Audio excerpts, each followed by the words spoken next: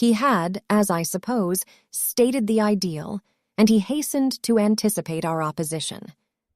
"You will say," he said, "that this does not benefit society.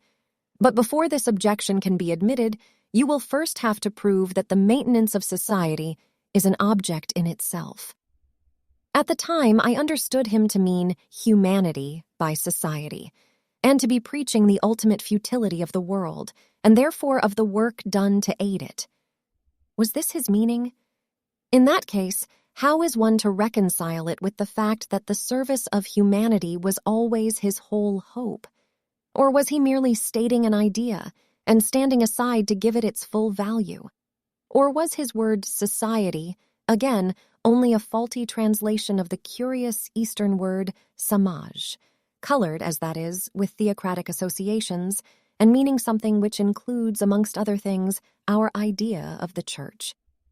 He touched on the question of his own position as a wandering teacher and expressed the Indian diffidence with regard to religious organization, or, as someone expresses it, with regard to a faith that ends in a church.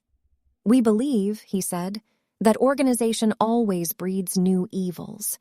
He prophesied that certain religious developments then much in vogue in the West would speedily die, owing to love of money. And he declared that man proceeds from truth to truth, and not from error to truth. This was indeed the master thought which he continually approached from different points of view, the equal truth of all religions, and the impossibility for us of criticizing any of the divine incarnations, since all were equally forth-shinings of the One. And here he quoted that greatest of all verses of the Gita: "Whenever religion decays and irreligion prevails, then I manifest myself.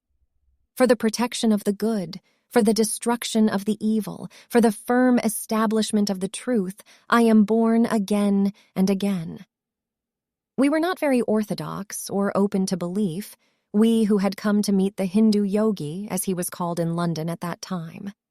The white-haired lady with the historic name, who sat on the Swami's left and took the lead in questioning him with such exquisiteness of courtesy, was perhaps the least unconventional of the group in matters of belief.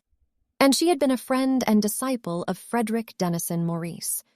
Our hostess and one or two others were interested in those modern movements which have made of an extended psychology the center of a faith.